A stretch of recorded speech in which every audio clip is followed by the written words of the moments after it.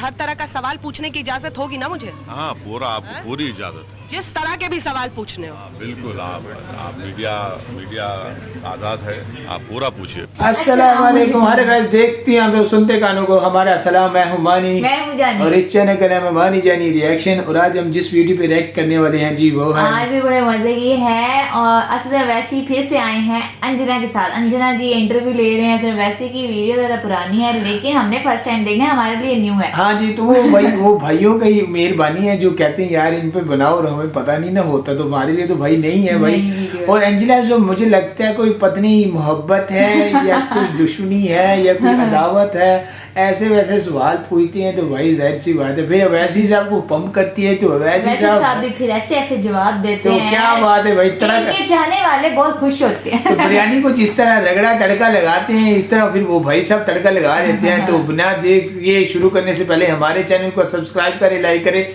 Bell icon को press करें ताकि हमारी आने वाली वीडियो आप तक पहुंचती रहे। इंस्टाग्राम भी फॉलो करें। वीडियो को स्टार्ट करते हैं। राजधानी दिल्ली से जहां देश की संसद है वहां से 1565 किलोमीटर दूर हम इस वक्त हैदराबाद शहर में मौजूद हैं।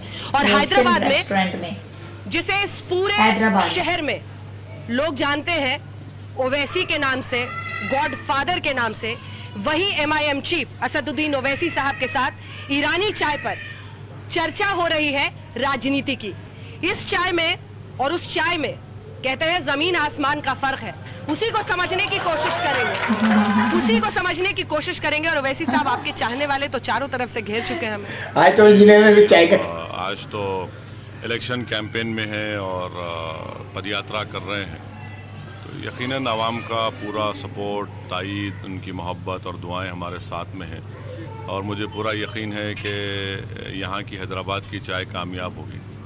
1565 किलोमीटर दूर और आपके चाहने वाले यहाँ पर, लेकिन दिल्ली से यहाँ पहुँचते पहुँचते ओवैसी साहब भी लगता है बदलते। हर तरह का सवाल पूछने की इजाजत होगी ना मुझे? हाँ, पूरा आपको पूरी इजाजत है। जिस तरह के भी सवाल पूछने हो। बिल्कुल, आप मीडिया आज़ाद है, आप पूरा पूछिए। तो पहला सवाल ये, बीजेपी के पास राष्ट्रवाद है, भारत माता की जय है, आपके पास क्या है ओवैसी साहब?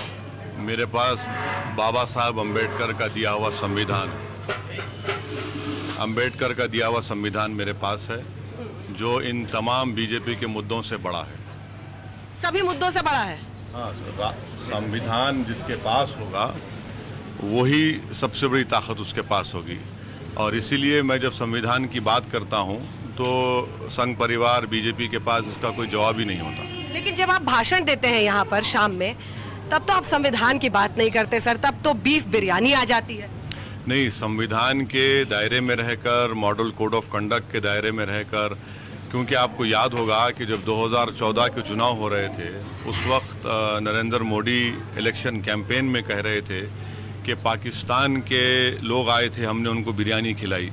तो उन्हीं का जुमला मैं उनको याद दिलाया हूँ। और बाद में जब उनके बीजेपी के लोगों ने एतराज़ किया कि वो बिरयानी नहीं खाते, तो मैंने कहा ठीक है, अब ढोकला खा कर सो गए होंगे।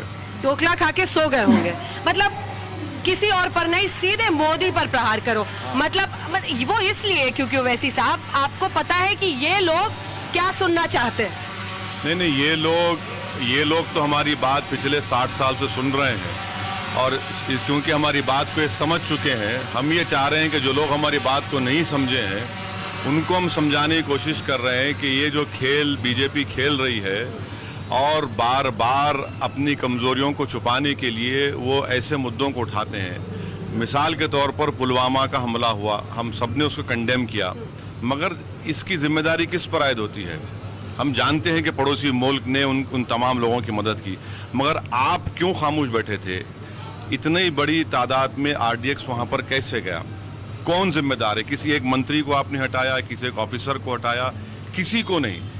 गवर्नमेंट आपकी है, गवर्नर राज आपका है, गवर्नर गवर्नमेंट ऑफ इंडिया को, प्राइम मिनिस्टर को रिपोर्ट करता है।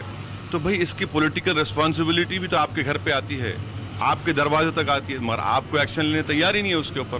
लेकिन ये जो आप जितनी बातें बोल रहे हैं, ये बीजेपी के एजेंडे को ही तो नहीं हवा दे रहे आप?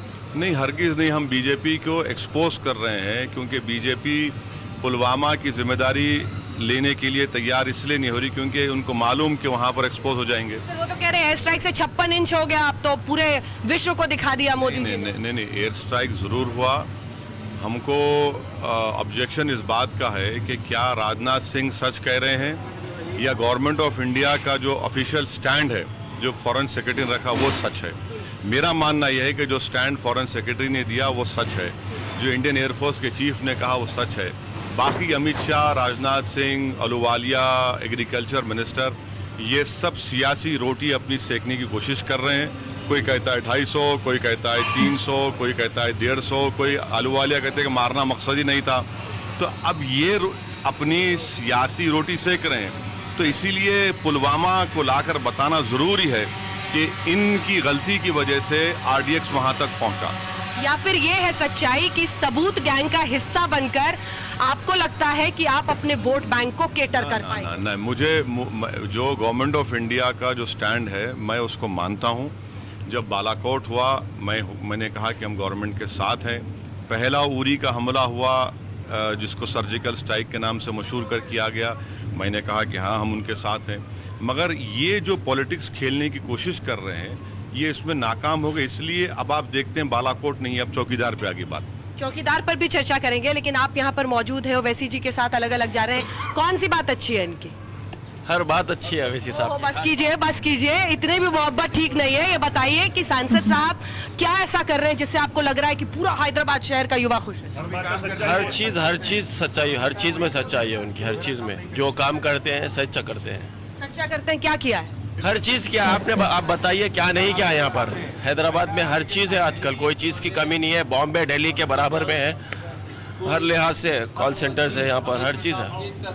आप बताइए क्या ऐसा खास है, क्यों चौथी बार फिर से लोग चुने? देखिए असदुद्दीन साहब की जो बात है कोई पार्टी में नहीं है। पार्टी जो भी हिंदुस्तान में सब में बड़ी पार्टी माइनॉरिटीज़ की है MIM है। तो जितने भी सपोर्ट हम करते हैं वो पब्लिक को, आवाम को और माइनॉरिटी को फायदा होता है। इसलिए कितने लोग यहाँ भाषण के फैन हैं? इनके हाथ उठाइए। तभी मोदी पर हमला? नहीं। देखिए ऐसा नहीं है। कोई इलेक्शन आप कोई भी पॉलिटिकल पार्टी कामयाबी हासिल नहीं करते सिर्फ भाषण की बुनियाद पर। आपको काम करना पड़ता है ज़मीन के ऊपर, और हम यहाँ पर काम किए हैं तो इस बुनियाद पर जीतते। कोई भाषण के ऊपर नहीं जीतता। कोई तकरीर कर दिए और लोग हा जिंदाबाद हु हा होगा, नहीं होता। ये एक बार हो सकता है, बार बार नहीं हो सकता है। पर हुआ तो कर रहे हैं सारे। किसी को कोई फेमस लाइन याद है क्या ओवैसी साहब की? कौन बोलेगा? हाँ, आओ इधर आओ। युवा आगे आइए, जल्दी आइए। बोलिए, कौन सी लाइन याद है? आ जाओ बाबा एक बार हैदराबाद, ओनली 5 लाख। ये लीजिए। नहीं, देखिए इसमें क्या है मालूम, इसमें आपका भी योगदान है। क्योंकि आप लोगों ने हमारे को इतना मशहूर कर दिया टीवी पर, ये सब चला कर एक और भड़काऊ भाषण, एक और ऑब्जेक्शनेबल बात ओवैसी ने कह दी।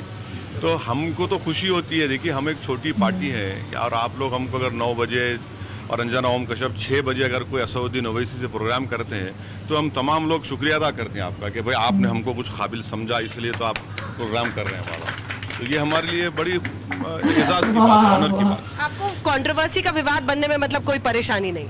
नहीं मैडम, कंट्रोवर्सी तो ज़िंदगी का दूसरा नाम कंट्रोवर्सी है। अब कौन बचेगा उससे?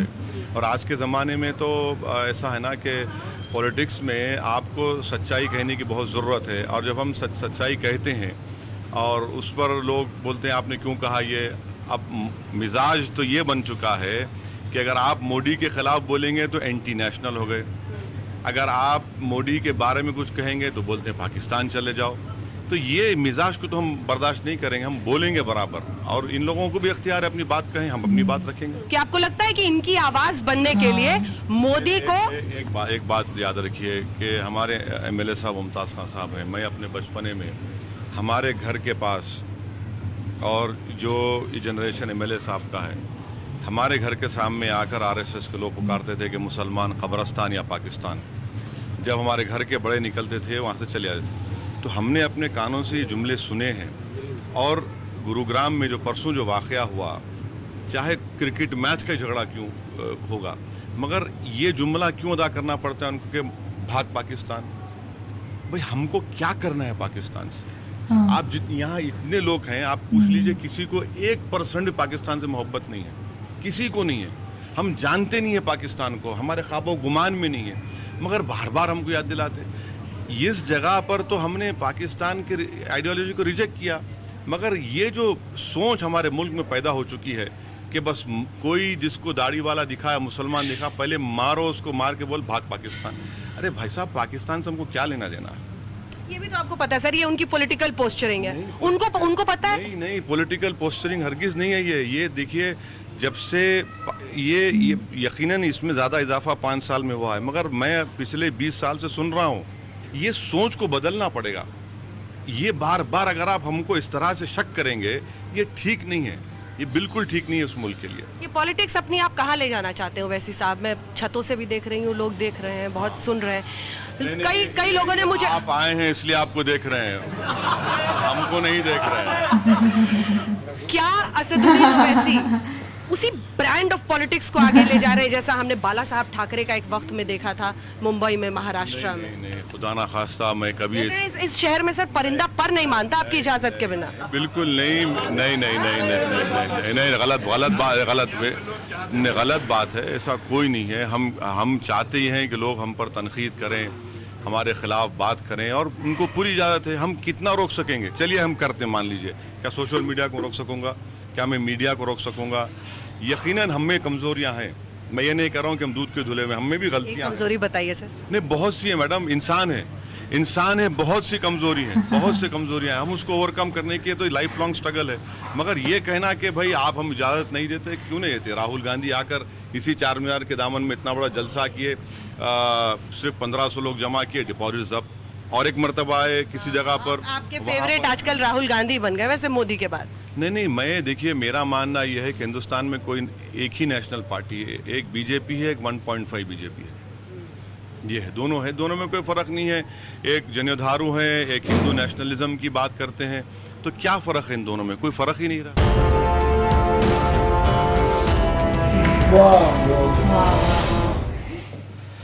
क्या बात है जी। एक तो रोशान मेरे ख्याल रेस्टोरेंट में, माशाल्लाह, ये कैसा है रोशन। अच्छा, मैं बस इनकी बातों में इतना मगन था कि इसलिए मैं कह रहा हूँ कि यार, एक तो उनके होटल पे, रेस्टोरेंट पे उनकी बकरी वो होगी, कैंपेन होगी जी, क्या बात है।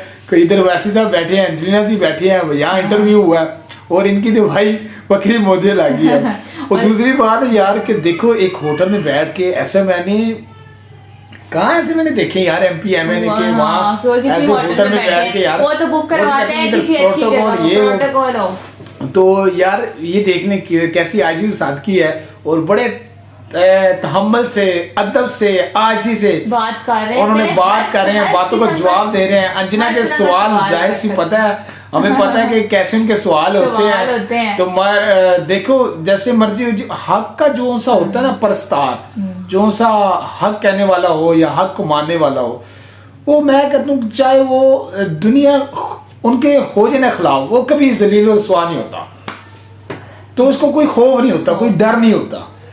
तो देख लें, वो कह रहे हैं कि अंजना जी ने क्या बोला जी कि यहाँ तो आपके हुक्म के बगैर चिड़िया पानी मार सकती है, यानी इन्होंने एक डॉन की शक्ल उनको दी है। जैसे ऐसे कराची में अल्ताफ हुसैन था, अल्ताफ भाई को जो जलसे में नहीं आएगा, ये करते, मार देते थे, बड़ा तशद्दुद करते थे, बड़ा गलत उनके घर वालों से करते थे, उनकी बड़ा एक डंका बजता था बदमाशी का। तो ऐसा तो नहीं है यार वैसे सब, तो वहाँ परमिशन लेनी पड़ती थी अल्ताफ हुसैन से भाई, कि आपने वो इमरान खान ने करना है, उसने करना है, जो परमिशन नहीं लेगा उसको भाई काट देते थे, वो मार देते थे उनके कारकुनों को।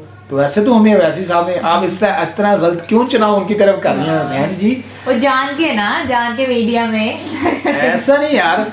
तो फिर उन्होंने जब एक जो जनता खड़ी थी उनसे माइक घुमाया, तो उन्होंने बोला, अंजना ने क्वेश्चन किया, तो उन्होंने बोला, उन्होंने क्वेश्चन क्या किया? क्वेश्चन ये किया कि उनकी कौन सी बात अच्छी लगी है, क्या रहे हैं वैसे साहब हैदराबाद में? तो उन्होंने कहा इनके सब काम अच्छे हैं, सब। तो उन्होंने बोला, हो बस कीजिए, इतनी मोहब्बत भी अच्छी नहीं है।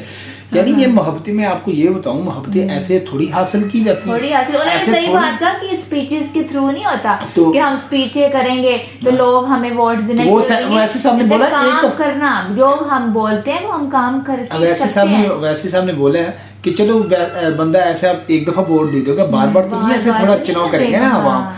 तो वो कह रहे हैं कि बम्बई के मुकाबले पे टाकरा है हैदराबाद का, इस तरह मुझे लग वो रहा कह है। रहे हैं हमने हैदराबाद में काम किए हैं क्या जिसकी बात है, बिना पर माशाल्लाह। लोग हमें वोट देते हैं। सिर्फ ये हमारी स्पीचेस के, हमारे नारों, हमारे बोलने के थ्रू नहीं हमें वोट देते। क्या एक बार वोट दे देंगे बोलने पे, लेकिन कहते बार बार तो नहीं ना देंगे, कुछ करके दिखाएंगे हम अपनी आवाम के लिए। तो देखो आवाम हमें मैं support ये करेगी। मेरा मुल्क है, जाहिर सी बात है, ये मेरा पाकिस्तान है मुल्क, और मैं अपने मुल्क से मोहब्बत करता हूँ, जैसे भी है, जैसे भी उनके हालात जाहिर सी हैं। बात मैं है। यहाँ पैदा हूँ तो मैं इसके लिए, इसकी आवाम के लिए एक अच्छा सोचूंगा, अच्छी दुआ करूंगा।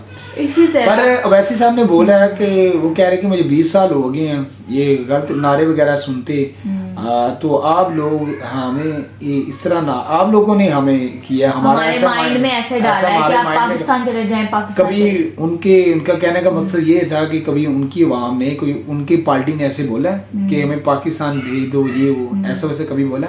आपकी आवाम, जिसको कोई दाढ़ी वाला आता है उसको मारते पीटते हैं, उसका सामान को नुकसान पहुंचाते हैं, कहते हैं पाकिस्तान चला दूसरा गया। गलत बात है। तो ऐसा थोड़ा होता है। तो वही कह रहे हैं हमारे अपने मुल्क का निजाम खराब हो रहा है, हाँ, किसी का तो क्या जा रहा है। फिर उन्होंने बोला कि ये आपकी मोहब्बत भी है कि हम छोटी सी पार्टी को आप 9 बजे की हेडलाइन में इतनी दे इज्जत दे देते हैं। और 6 बजे दे देते हैं, वो हंस पड़ी। तो जाहिर सी बात है कंपेन चल जाती है कि लोगों को नजर आना लग पड़ता है कि अब देख लो हमारा जो से इधर TLP खादिम हुसैन रिजवी की एक पार्टी है, उनको एक जो सा बहुत गलत पहले लोग जैसे एडिटिंग करके कुछ इधर की वीडियो उधर लगा दी, उधर की वीडियो उधर लगा दी। मगर कुरान शरीफ में भी अल्लाह जल्ला शान ताला का हुक्म है कि कोई कौम या कोई फर्ज आपके पास कोई खबर ले आए तो कोई उसकी खूब तहकीक किया करो। तो इधर बड़ी सी जो सी फेक TLP के बारे में भी चलाई गई, वो ऐसे हैं वो ऐसे हैं, पर सबूत कोई नहीं ना है किसी के पास। अब देख लें उनकी तस्वीर पर वो अकाउंट बैन कर दिए जाते हैं, टिकटॉक की वीडियो पे जो उसकी बैन कर दिए जाते हैं। अब तो उन्होंने व्हाट्सएप की जो सी है वो कोई शेयरिंग का मसला, वो अकाउंट बैन कर दी जाती है। यानी इतनी इस पार्टी से मसला मसाइल है, यानी कोई बेहयाई के काम हो रहे हो, कुछ लफक्के शफक्के दूसरी पार्टी के काम हो रहे हैं, कोई मसला नहीं। तो ये जो सी कंपेन मैं कह रहा हूँ कि मिलना बड़ी बात है। तो फिर कंपेन से जाहिर सी बात है, सोशल मीडिया का दौर है, इसी ऐसे ही पता चलता है। तो वैसे सब बड़े खुश हुए भाई, और अंजलिना जी भी हंसी। तो भाई ये बात है, ये हक सच की बात है, ये हक सच की पार्टी है। तो यार ने ये अब क्या कहूँ यार, जितने अल्फाज उतने कम है यार। तो माशाल्लाह मेरे ख्याल ये 2019 की चौथी दफा चुनाव हो गया था, अब 2024 है तो बड़ी उम्मीदें हैं। हाँ। तो देखते हैं 13 मई को क्या होता है जी, अल्लाह खैर करे। बड़ी हमारी नेक तमन्ना है इनके बारे में। तो अगर हमारी वीडियो आपको अच्छी लगी है आज की, तो प्लीज वीडियो को शेयर जरूर करें, हमारे चैनल को भी सब्सक्राइब करें। मिलते हैं नेक्स्ट वीडियो के साथ, ना खास ख्याल रखिएगा। अल्लाह हाफिज।